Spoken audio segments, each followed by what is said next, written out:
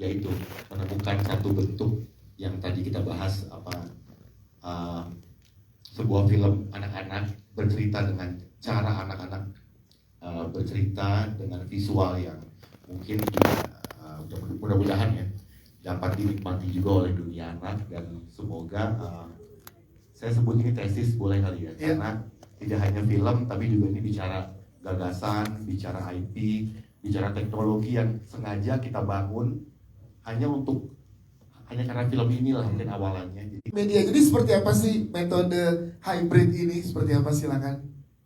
Hybrid sebenarnya hanya bahasa yang sebenarnya bahasa keren dari gado-gado sebenarnya. Iya. Hybrid aktor, kami mencoba untuk adaptasi di sini. Intinya kalau kata orang-orang, gue nyari cara paling repot buat bikin film kali. Tapi jujur saya nggak nyesel, karena buat saya pengalaman ada teman-teman yang mau mensupport eksperimental itu gitu. Jadi semuanya akan terjadi mungkin karena yang lagi-lagi orkestrasi antara kreator ketemu dengan yang mensupport lah, bisa dibilang. Siap, Mas Upi, terima kasih Bang Upi, tepuk tangan untuk sutradara kita Bang Upi Guava. Mas Denny mungkin boleh melambangkan terkait metode hybrid ini dan gimana menjaga keseimbangan antara visi kreatif dan kebutuhan produksi dengan metode hybrid, silakan. Assalamualaikum warahmatullahi wabarakatuh. Terima kasih Dias, terima kasih ke teman-teman media semua yang udah datang. Sebelumnya film ini seperti yang teman-teman lihat tadi udah diinisiasi dari tahun 2020, dan saya sama Upi juga kerjasama udah belasan tahun, dari tahun mungkin 2007 kalau nggak salah.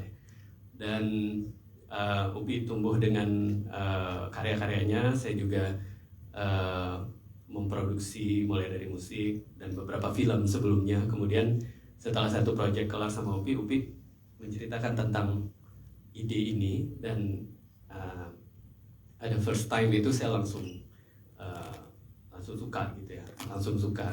Tinggal gimana cara buatnya. Mungkin nggak ya dari kemampuan yang kita punya di Indonesia, baik itu secara teknologi, SDM, dan investment scale-nya masuk akal nggak kalau kita bicara target marketnya Indonesia dulu gitu ya. Nah, kemudian waktu itu Upi mention tentang ada teknologi baru yang sedang berkembang di seluruh dunia, extended reality, dan itu udah dipakai di Hollywood, di salah satu film besar mereka. Kemudian di seluruh dunia mencoba mengadapt cara itu, dan itu juga yang kita lakukan di sini. Mulai dari sebelum ada studio Dos Guava, proses produksi dilakukan untuk mengexercise teknologi tersebut, apakah udah bisa mendeliver yang kita mau atau belum gitu. Habis itu tracknya berjalan dua, yes. Pertama script development sama Mas Alim. Dari berdua sama Upi, orang pertama yang kita kontak itu Mas Alim untuk script development tahun 2020, 2020 pas COVID. Terus yang kedua, Upi dengan beberapa project melakukan research and development dengan project-project dia sebelumnya, dari beberapa music video sama TVC gitu ya. Nah, kemudian ya kita melihat ada dua elemen dalam bahasa yang paling sederhana itu yang kita ketahui saat ini kan, ada animasi, ada live action. Yes. Jadi kalau untuk memproduksi Pelangi di Mars dengan teknologi yang dimiliki oleh Dos Guava, ini combine antara animasi sama live action. Tidak bisa dibilang dia 100% animasi, nggak bisa juga dibilang dia 100% live action. Nah, kemudian kan kalau kita balik ya itu bungkusnya ketika dijelaskan metodenya hybrid. Hybrid combine antara itu gitu. Dan metode animasi kita pun berbeda dengan metode animasi pipeline animation, tradisional animasi gitu. Nah, dan syukurnya alhamdulillah film itu udah hampir rampung, tinggal 10% lagi. Tadinya memang kenapa kita pakai terminologi ini kayak masuk hutan, karena kita belum punya pengalaman secara kolektif untuk melewati proses ini ya, Pak ya. Satu pun nggak ada yang punya di Indonesia. Mungkin di Southeast Asia juga, mungkin juga kita nggak di dunia mungkin juga. Ya. Di dunia mungkin juga karena kalau kita breakdown proses apa yang terjadi, misalnya nih satu contoh, dalam satu adegan itu bisa ada animasinya, bisa ada XR-nya, bisa ada green screen-nya, bisa ada live action-nya dalam satu adegan. Nanti mungkin pas filmnya jadi mengassemble itu yang susah dan rumit. Wow. Mengassemble itu yang susah dan rumit karena kita berkolaborasi secara teknik dan secara kreatif agar bisa menghasilkan cerita yang mau kita sampaikan. Ya. Nah, cerita yang mau kita sampaikan dan yang nggak berubah sedari awal sama Upi adalah bahwa film ini for kids and family. Mulai dari pengadeganan, pemilihan dialog, pemilihan plot, dan itu juga script development kita sama Mas Salim gitu juga. Ya. Karena menurut kita kids and family movie undersupply di Indonesia. Kita mau mengambil ranah itu. Tentu dengan teknologi yang kita punya, kita bisa tergoda membuat seperti Interstellar gitu. Iya. tergoda dulu ya, tergoda. Tapi kan kita nggak mau ke sana. Kita maunya for kids and family karena bagi kita anak-anak adalah penentu masa depan bangsa. Yes. Dan dengan film Pelangi di Mars mudah-mudahan bisa men-trigger imajinasi yang lebih baik agar kita sebagai bangsa punya kebanggaan tersendiri terhadap narasi yang kita bangun. Itu deh. Wah, tepuk tangan dong untuk Mas Denny. Mas ini keren banget, makanya prosesnya panjang ya, karena penggabungan teknologi ini nggak main-main gitu ya. Dan kita kan lihat di sini udah ada batik nih yang dibawa nih Mas Denny. Ya. Dan kemarin di salah satu event di Jakarta terus bawa juga Yoman, ya kan, dalam bentuk minifigure gitu. Nah ini universe dari Pelangi di Mars akan dibawa kemana sih Mas ke depannya Mas? Yang mungkin bisa diinformasikan? Ya, kalau dari saya sama Upi, it's more than movie. Ini lebih dari sekedar film. Ya. Jadi kita memang vehicle pertama kita mengintroduce universe ini adalah lewat film. Kemudian dari karakter-karakter yang teman-teman media lihat tadi itu kan belum semua. Ya. Ya. Dan kita mau kita mau menjadi alternatif, katakanlah idola oleh masyarakat atau anak-anak Indonesia. Ya. Karena menurut kita bangsa yang besar juga mereka punya hero-nya ya. Jepang punya Doraemon, punya Ghibli. Ya.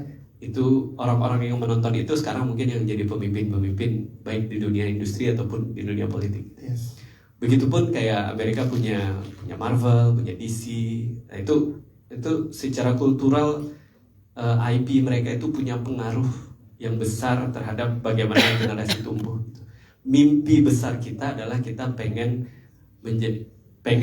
mudah-mudahan IP Pelangi di Mars ini bisa menjadi bagian dari bagaimana generasi berikutnya dari Indonesia menjadikan film ini atau karakter-karakter yang ada di sini sebagai inspirasi baiknya mereka. Makanya kita ada nama robot kita batik, kita bikin itunya statue-nya dan akan kita bawa kemana-mana. Yes. Terus ada Yoman action figure yang kita juga udah bikin mungkin Desember kita udah bisa rilis. Ya. Di situ juga kita state di cover gitu tuh bangga IP Indonesia gitu di packagingnya ya.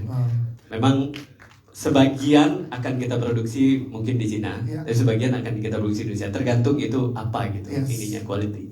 Dan kita juga kayak mulai bikin kayak coloring book buat anak-anak. Habis itu kita juga lagi ngobrol di Roblox, kita udah mau launching tahap 2 gitu. Jadi itunya kita udah kembangkan, master plan-nya udah kita siapkan, dan mudah-mudahan ini tidak berhenti di satu film ini. Dan tentunya kita nggak mau berhenti sebetulnya. Yes. Dan ketika responnya baik, ya semua rencana-rencana yang udah kita masukin ke blueprint Pelangi di Mars itu bisa dieksekusi as soon as possible. Siap, terima kasih tuh sekali lagi buat Mas Denny. Thank you Mas Denny. Kita ke Mas Randy dari MBK Production. Mas, kita pengen tahu juga dari MBK apa value utama atau nilai utama yang membuat MBK mendukung project dari Pelangi di Mars ini. Silakan Mas Randy. Oke, sebelumnya selamat sore rekan-rekan media semuanya. Untuk dari MBK Production sendiri, yang pertama, of course pada saat kita pertama kali mendengar mengenai project, itu sebelum kita masuk ke project ini, kita juga udah lihat production facility yang sedang dibuat oleh Mas Dendi, oleh Mas Upi juga. Dimana di sana kami melihat bukan hanya ini beda dengan produksi film pada umumnya gitu, dimana ada pipeline baru yang diintroduce dan juga secara yang dilakukan bukan hanya produksi tapi mengembangkan infrastruktur. Nah ini yang membuat kami tertarik juga untuk bisa masuk ke sini gitu. Dan secara cerita juga memang sesuai dengan value kami. Seperti itu. Itu dia, tepuk tangan buat Mas Randy. Terima kasih Mas Randy. Kita ke Mas Alim Studio sebagai penulis yang sudah develop cerita ini dari 2020, berarti ikut bersama dari awal. Mas Alim ini kan baru juga tantangan buat Mas Alim. Kita pengen tahu Mas Alim apa tantangannya dan gimana, karena kan latarnya tahun 2100-an nih yang kan di-challenge sama Mas Denny dan juga Mas Upi. Gimana Mas Alim yang bisa di-share, silakan. Tantangannya adalah percaya sama Upi sih. Itu susah banget. Saya kalau Denny saya percaya lah, karena beberapa kali sama Denny dan dia adalah produser gitu kan. Yes, ya. Udah sering bikin film gitu. Jadi tapi percaya sama Upi ini saya nggak percaya. Saya kayak ini orang gila gitu. Maksudnya ketika dia pertama ketemu terus dia cerita gue punya gini-gini, terus aku kayak oke gitu. Jadi kayak oke lah gitu. Tapi ntar pasti kejadiannya nggak akan segitulah gitu. Apa yang lu ngomongin paling cuma separohnya gitu. Jadi kayak aku kayak awal-awal tuh kayak ya udahlah, kalau mau lanjut, kalau enggak juga nggak apa-apa gitu. Maksudnya Di 2020 ya. di 2020 gitu. Tapi Dendi memang sangat percaya banget sama Upi gitu. Iya. Yang mana aku meragukan juga kewarasannya Dendi gitu. Karena kayak beneran nih gitu. Tapi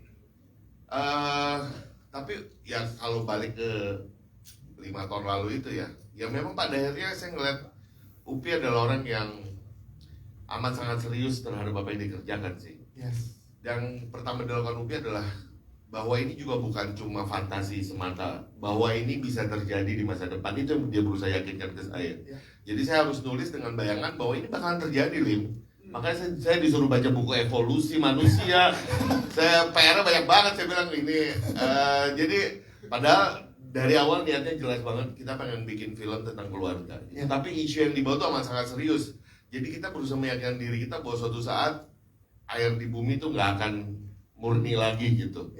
Nah itu tuh dia berusaha, sempat ada saya nulis berapa draft terus kayak gak ada kabar tuh kan, saya bilang nggak jadi, emang nggak mungkin ini gitu, terlalu menghayal lah gitu.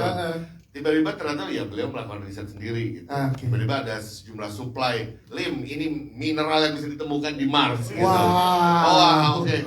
Jadi kayak saya merasa ada beberapa, jadi ini memang mungkin seperti itu semestinya kali ya gitu. Bikin science fiction itu bukan berarti kita bebas berhayal tanpa ada basic gitu. Tapi ada fakta-fakta yang memang harus memungkinkan bahwa ada pelangi bisa lahir di sana, bahwa ada pelangi yang bisa menjelajah kemudian bertemu dengan robot-robot dan segala macam gitu. Dan satu hal juga yang amat saya, yang tadi mungkin dibilang sama Dendi ya, dari awal tuh memang ada niat kita merasa bahwa Indonesia udah saatnya menjadi pionir sih.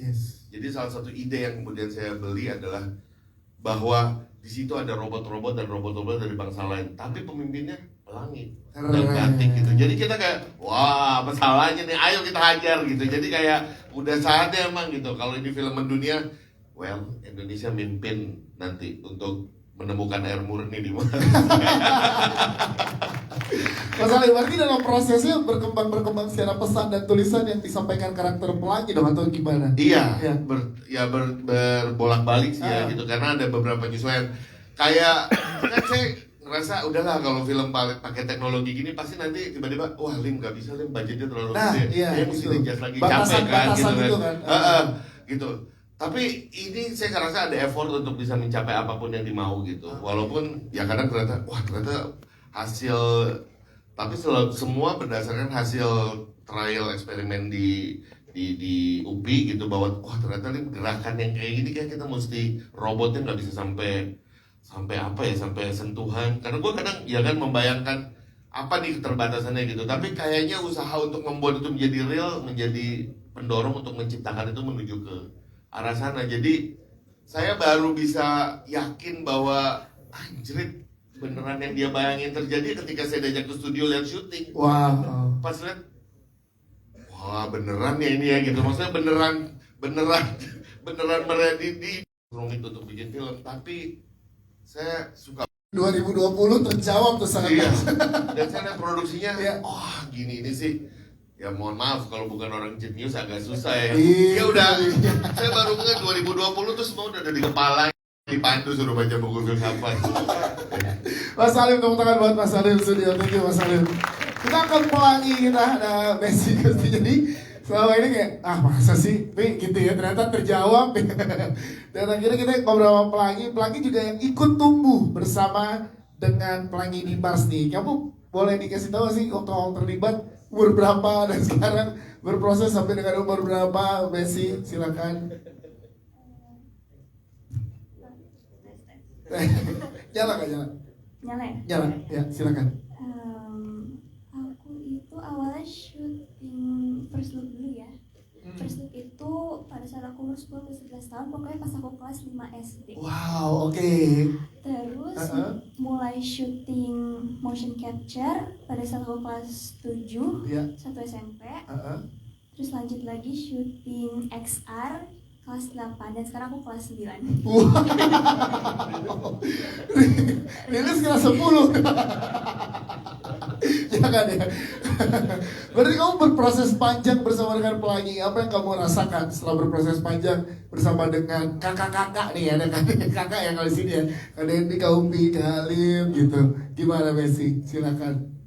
Ya, aku merasa sangat senang dan bersyukur banget bisa masuk ke dalam keluarga pelangi di Mars ini. Jadi ya senang banget. Karena kan pendekatan sebagai aktor beda nih dari film-film kamu sebelumnya kan. Nah ini apa yang buat kamu eksplorasinya gimana untuk karakter pelangi? Silakan. Eksplorasi karakter pelangi. Apa ya? Sebenarnya karakter aku dan pelangi itu yang mirip lah, nggak beda dari anak-anak lain gitu, masih sama. Cuman kalau mungkin pada saat syuting XR itu agak sulit ya, karena kan cuman layar belakang doang, layar gede, terus depan aku tuh ya layar hitam karena di studio aja gitu. Jadi kalau misalnya ada dialog sama robot ini, aku cuman kayak ngeliat nih harus segede gini nih, robotnya segede gitu ya, aku ngeliat doang, tapi depannya kosong, terus cuma dipandu dialog, cuman kayak gitu doang sih susahnya kan. Berarti kamu beradaptasi kalau lagi ngobrol sama Batik gimana, kalau sama Sulil gimana, iya kan, kalau sama Petya gimana. Nah itu buat kamu tantangan susah nggak untuk beradaptasi dengan metode hybrid ini, Messi? Awal-awal susah, cuman selama berjalannya syuting udah mulai terbiasa, jadi ya oke lah. Udah terbiasa jadi pengen Udah syuting terbiasa. lagi ya untuk Iya, syuting lagi. Tepuk tangan untuk Messi khusus sebagai pelangi, terima kasih. Kita ke Mas Ivan seperti dari Direktur Utama PFN. Mas, dari PFN menarik sekali juga ikut terlibat di dalam produksi ini. Boleh diberikan ke teman-teman media Mas, sampai membuat PFN tertarik juga terlibat di dalam produksi Pelangi di Mars ini. Silakan. Ya, bismillahirrahmanirrahim. Assalamualaikum warahmatullahi wabarakatuh. Selamat sore teman-teman media.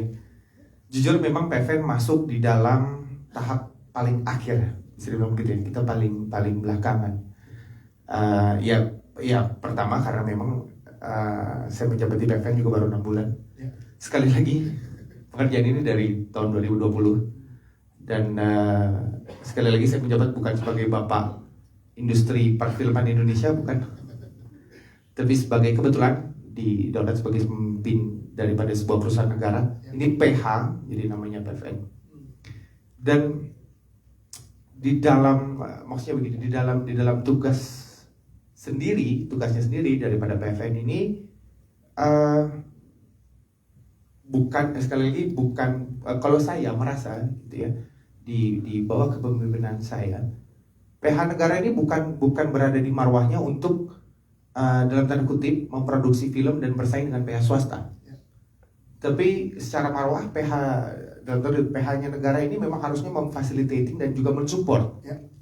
Tentunya karena membawa nama negara, maka saya harus memilih, kira-kira begitu. Memilih film yang mana nih yang disupport. Dan kita tahu maksudnya industri perfilman Indonesia di tahun 2024 sedang mengalami sunrise lagi bagus gitu. Banyak sekali film-film bagus. Tapi memang Pelangi di Mars ini beda. Pelangi di Mars ini bisa dibilang melambangkan seperti apa masa depan industri film Indonesia di kemudian hari. Pertama, Kedua, film Pelangi di Mars ini bukan hanya bercerita tentang isi konten filmnya saja, tapi juga bercerita tentang ataupun secara prosesnya gitu ya. Ini bagaimana bisa merealisasikan ide seorang sutradara di dalam teknologi pengerjaan filmnya dengan ide seliar apapun. Tadi kan Mas Salim ngomong kira-kira ini gue gak percaya semua paling cuma 20% ya kira-kira, tapi ternyata terrealisasikan. Dan bisa jadi film-film Indonesia sebelumnya kira-kira begitu, walaupun balik lagi bagus, tapi keseragaman itu terjadi bukan karena ide sutradaranya yang secara limitasi kreatifnya terbatas, tapi memang secara teknologi, pembiayaan, unsur bisnisnya memang belum tercapai ke sana. Dan ternyata Pelangi di Mars sampai. Film ini juga bercerita tentang kebangsaan, betapa bangganya kita bangsa Indonesia. Ini ya maksudnya di antara film superhero yang ada di luar negeri sana, ini mungkin film pertama Indonesia yang akhirnya Indonesia jadi jagoan di antara seluruh jagoan yang ada di dunia. Yes.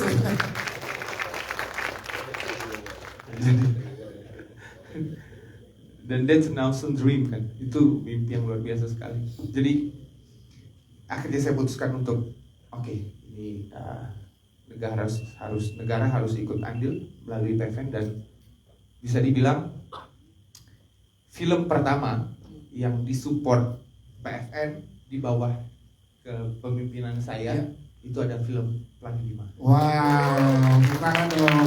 Dan visi besar yang dibawa oleh Pelangi di Mars sangat luar biasa. Dan ini ya itu dia. Tadi Mas Salim juga bilang, ini pemimpinnya Pelangi dan Batik, pimpin robot-robot dari berbagai negara. Ini kan luar biasa. Terima kasih, tepuk tangan sekali lagi untuk Mas Ivan. Thank you. Kita berikan ke teman-teman media yang ingin bertanya, boleh angkat tangannya? Ya, silakan. Dan di mana dulu mikrofon? Oke, sebelah sana ada? Sebelah kanan dulu ada? Silakan. Oke, di depan sini berarti sebelah kanan sini. Yes. Kalau mic-nya lagi di kanan tadi. Oke.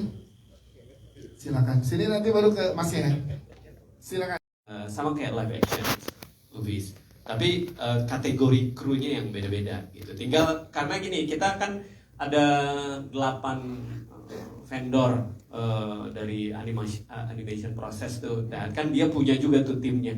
Berapa puluh, berapa ratus kita juga nggak tahu gitu, nggak bisa kita ini gitu, nggak bisa kita ukur secara keseluruhan. Tapi yang pasti ini semua dibuat oleh orang Indonesia, dan alhamdulillah proses kita sampai di titik ini itu udah membuat sebuah blueprint yang nanti bisa diikutin oleh the new UPI-nya di Indonesia. Yes. The new UPI itu pasti banyak. Iya.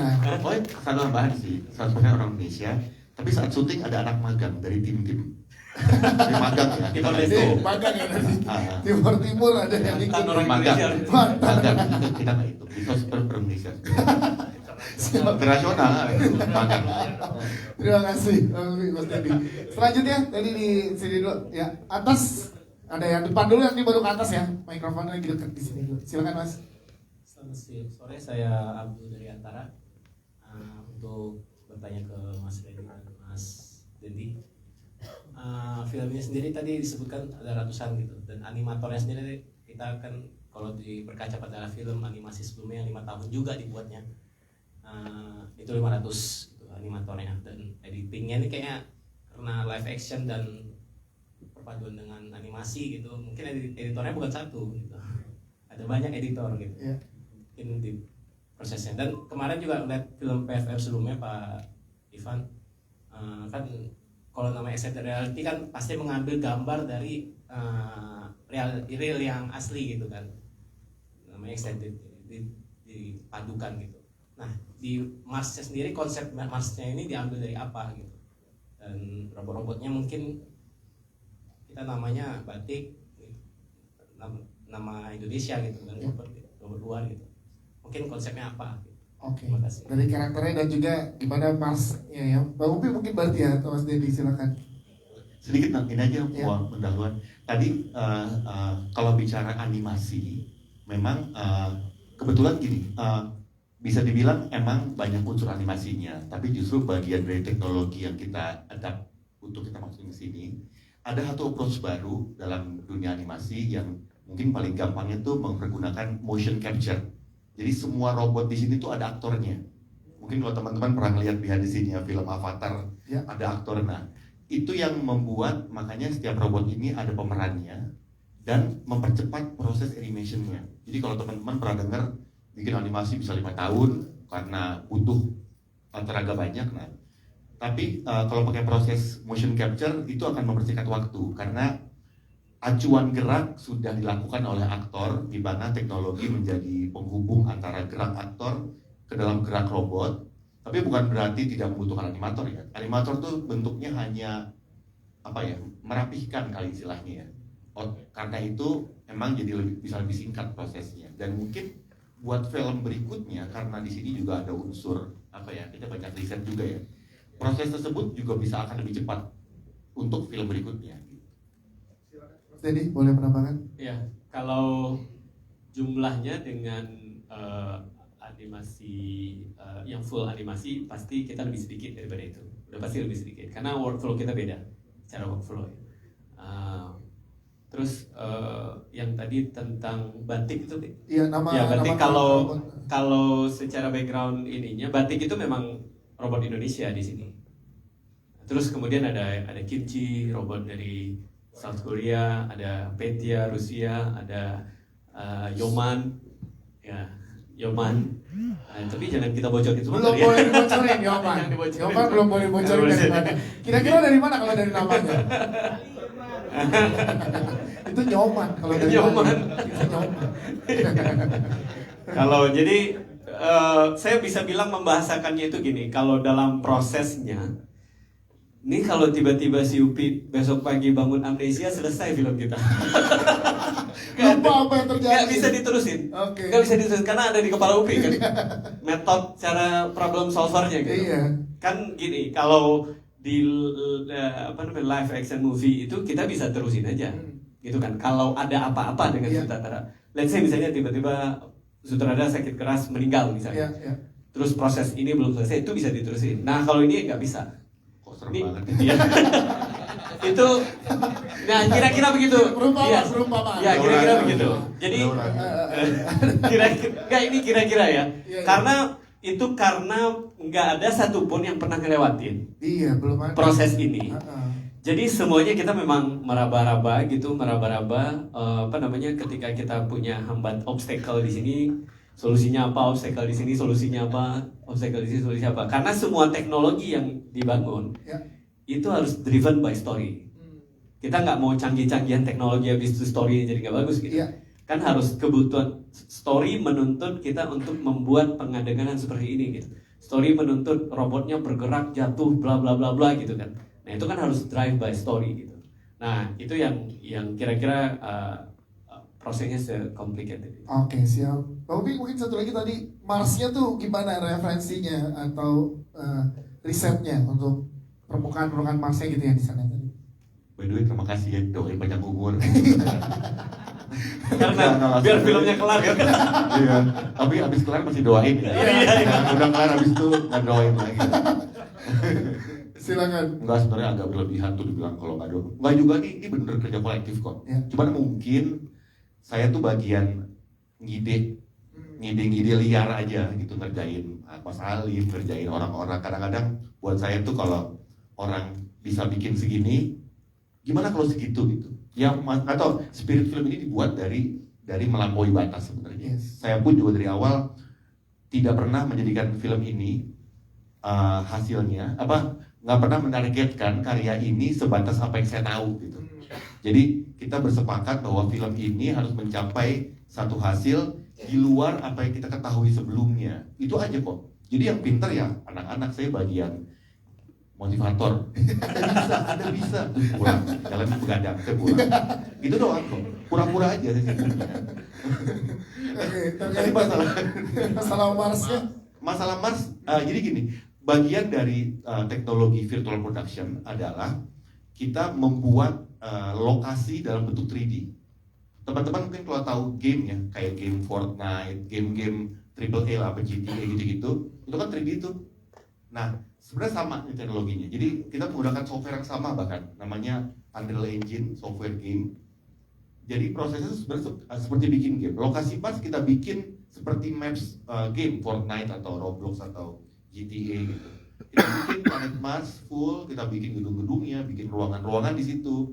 Nah, 3D itu yang kita proyeksikan ke background, ke LED. Jadi saat kita mau syuting, syuting lokasi apa? Misal lokasi gedung A gitu.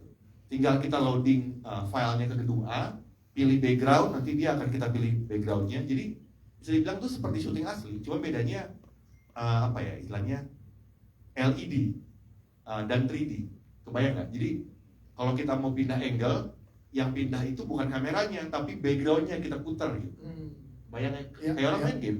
Ya. Jadi ini emang teknologinya emang mungkin agak susah dipahami di awal secara konsep, tapi mungkin paling gampang kayak kita main game aja udah. Iya. Paling gampang gitu. Oke, kalau referensi ininya Marsnya, permukaannya apa segala macam gitu?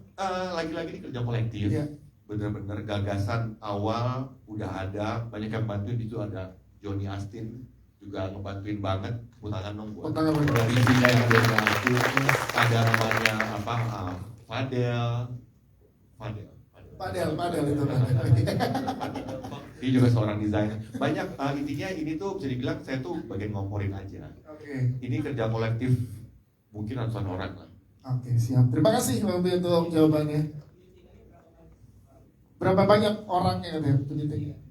Penyitiknya editing. Secara konsep sebenarnya mirip dengan pada umumnya. Ada offline editing, itu 2 orang yang ngerjain, cut ya.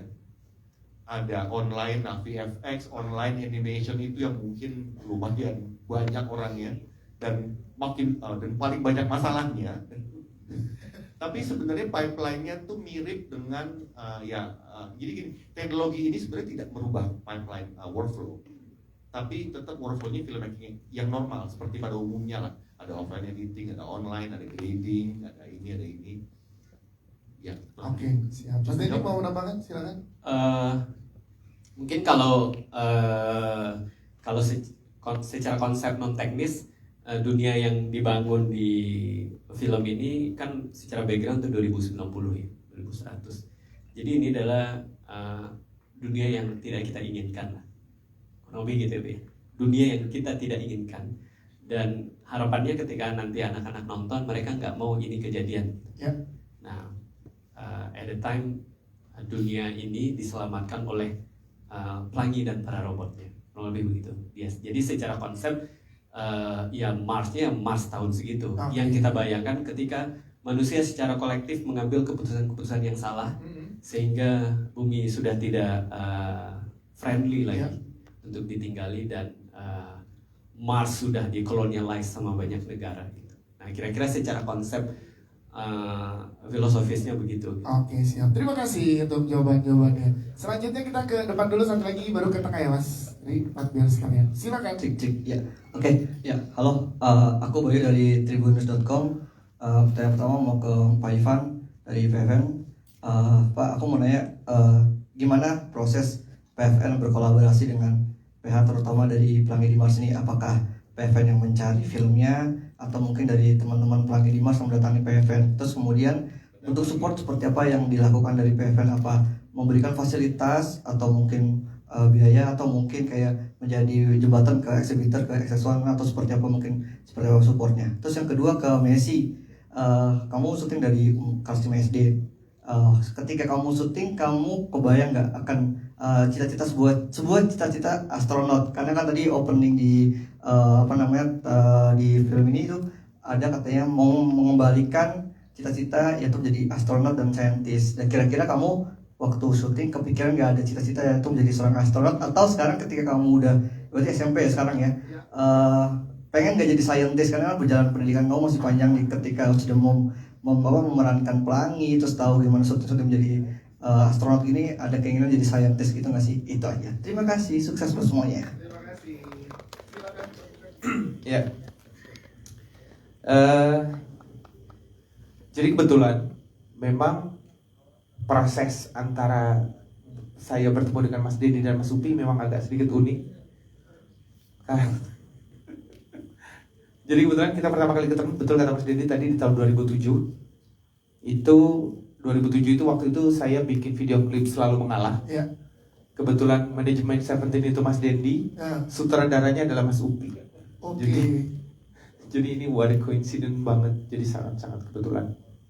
Dan memang ya kita berangkat sama-sama dari jalur musik, terus memang begitu kemarin saya on board di PFN, kita bertemu lah untuk discuss, untuk berbicara tentang banyak hal gitu pada intinya. Dan ya alhamdulillah memang ternyata memang produk film seperti ini yang saya cari untuk disupport oleh PFN.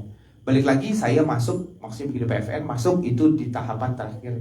Jadi ya bisa PFN support, ya pertama pasti kita chip in, kedua lebih banyak di kegiatan yang sifatnya marketing dan promosi juga distribusi. Oke, siap. Terima kasih Mas Ivan. Messi, silakan. Berproses panjang, masih pengen jadi astronot atau saintis atau gimana? Silakan.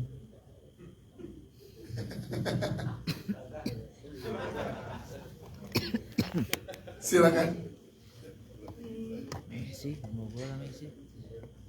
Sebenarnya aku belum pernah kepikiran juga sih pengen jadi astronot, saintis gitu. Karena emang enggak. Tapi aku suka astronot, cuman enggak pengen jadi astronot gitu. Iya. Kalau saintis kan berproses panjang setelah tahu ternyata seru ada di set di Mars gitu-gitu. Kalau jadi saintis, oke sih. Aku suka hal-hal yang berbau sains kebetulan. Jadi ya. Siapa tahu ntar bisa bantuin petnya untuk nyari mineral gitu Mas.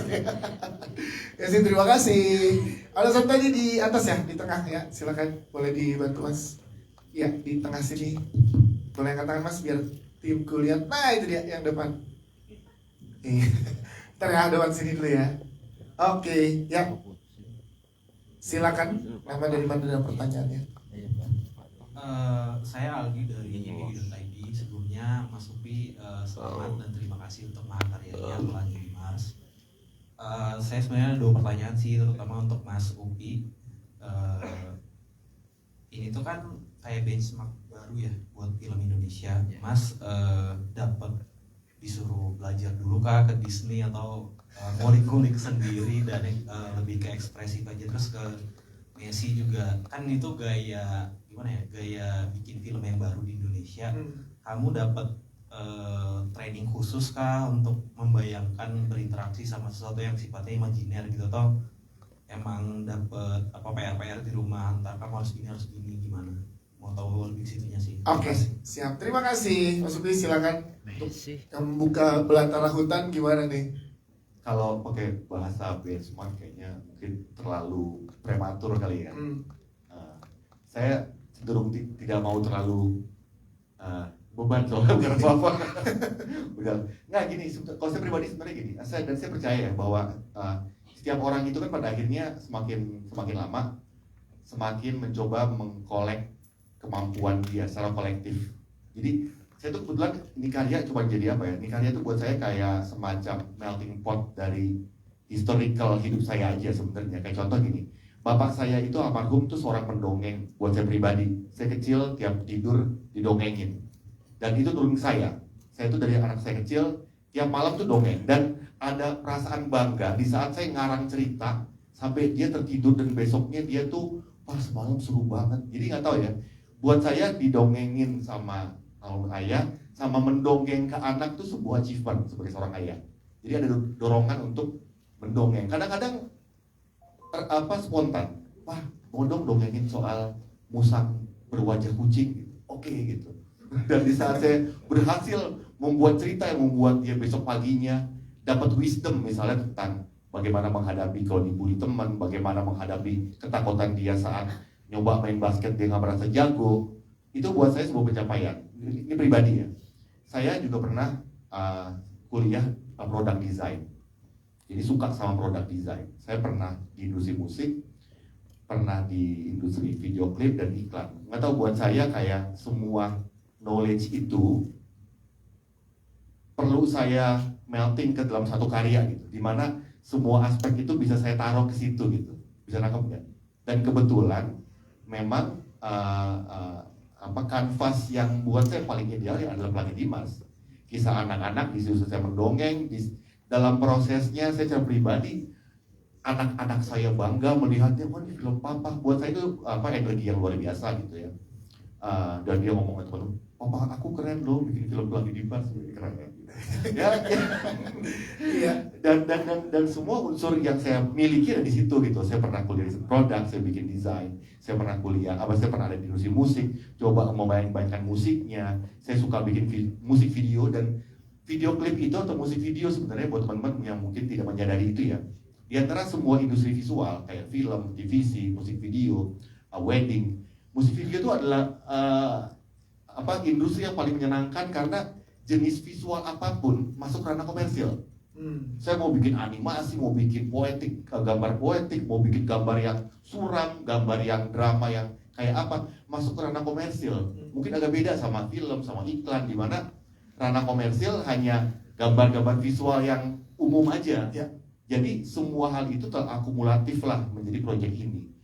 Jadi belajarnya sebenarnya lebih banyak setelah masuk ke proyek. Ya belajar sense-nya kali istilahnya ya, kayak ketemu orang, ngomongin desain, pakem-pakemnya Disney itu gimana sih? Kebetulan ketemu beberapa orang yang ngasih masukan, pakem-pakem ini gimana. Jadi saya along the process ya, by nature pasti dipertemukan sama orang yang pada akhirnya ngasih saya ilmu baru aja gitu. Oke, siap. Terima kasih Mas Upi untuk jawabannya. Messi, silakan, ada PR-PR nggak dari Om Upi atau Om Dendi untuk kamu, karena kan ini metodenya baru nih untuk kamu, silakan. Sebelum syuting tuh kita ada workshop, jadi aku udah dibantuin sama kakak-kakak yang mungkin ngebantuin aku, karena kan ini di Mars ya, jadi harus belajar cara jalannya, karena aku nggak pernah ke Mars, jadi aku nggak tahu jalan di Mars gimana. Maksudnya juga belum sih Mas. Jadi terus dikasih tahu caranya kan, sepelan apa kita jalan di sana, kan apalagi karena kostumnya juga. Yeah. Terus juga beberapa arah untuk berjalan gitu, karena kan ini studionya belum gimana gitu kan. Jadi ya selama workshop diajarin juga nanti jalannya sampai sini, tadi ini. Jadi pas udah syuting, udah di lokasi, udah deh gak begitu sulit. Jadi lebih terbiasa ya. Terbiasa karena workshop ya. Itu dia. Terima kasih. Mas Upi mau nambahkan? Messi kalau lagi pakai helm dia agak budek gitu. Karena helmnya ada kipas anginnya. Biar adem. Apa gitu. Kalau Mas Upi, kalau kan ada Messi di sini yang mewakili cast, kan ada cast lainnya juga. Gimana kalau Mas Upi nge-treatment para cast untuk dengan penyesuaian tadi kebutuhan cerita berjalan di Mars dan lain-lain? Kalau saya sih gini, jadi apapun yang kita coba terapkan di metode syuting, teknologi dan lain-lain, sebenarnya saya coba sebisa mungkin ya, lagi-lagi membuat semua orang nyaman. Jadi saya yakini bahwa syuting ini hal baru, jangankan orang lain, saya aja kan juga hal baru gitu ya. Jadi sebisa mungkin yang kami dahulukan tuh adalah misalnya schedule, di mana setiap orang bisa punya cukup ruang, schedule sama jumlah orang sih, supaya nggak terlalu ramai di lokasi syuting. Jadi semua orang tuh punya waktu yang berbeda-beda untuk menjelaskan. Ada yang cepat bisa ngerti konsepnya, ada yang mungkin butuh 1-2 hari buat tune. Dan jujur saya juga banyak sekali hal baru, kayak tadi masalah budeknya itu. Saya nggak pernah bisa membayangkan bahwa sebelumnya saya pikir saya ke direct akan gampang-gampang aja. Ternyata setiap dia pakai helm, kan panas tuh kostumnya kan, dan ada kipas angin kan supaya nggak panas. Otomatis jadi budek kan gitu. Suaranya nggak kedengeran dari luar. Ke direct yang pada awalnya saya hanya menyiapkan konsep, misalnya oke, tahan kiri pakai kata-kata di mikrofon, it doesn't work. Akhirnya kita harus bersepakat dengan bahasa tubuh ya. Kalau gini artinya gini, kalau gini ya. Tapi ya alhamdulillah, maksudnya waktu syuting kita cukup nyaman. Kita syuting lumayan sehat, jam 9 pagi baru mulai, dengan senam pagi dulu ya supaya akrab. Jam 9 malam juga udah kelar. Jadi ya itu dia. Buat saya teknologi itu harus dikatakan bukan hanya bicara soal hasil, soal proses juga. Dan ya itu apa yang kita lakukan, tidak hanya bicara supaya dapat gambar ABCD, tapi juga bagaimana menciptakan suasana syuting yang nyaman, kolaborasinya bisa kebentuk, bisa ngobrol, diskusi, bahkan ada beberapa adegan kita ngulang-ulang ya, karena udah di syuting, kita coba edit, ini kurang dapet nih, kita ambil lagi di hari berikutnya. Nah jadi teknologi yang sebenarnya kami kembangkan itu sebenarnya lebih banyak untuk memitigasi itu, bukan hanya soal bicara output. Siap, terima kasih. Tepuk tangan dong sekali lagi teman-teman. Ini lebih banyak ngobrol di dalam preskon ini, namun karena waktu nanti yang belum sempat ngobrol di sini akan ada kesempatan untuk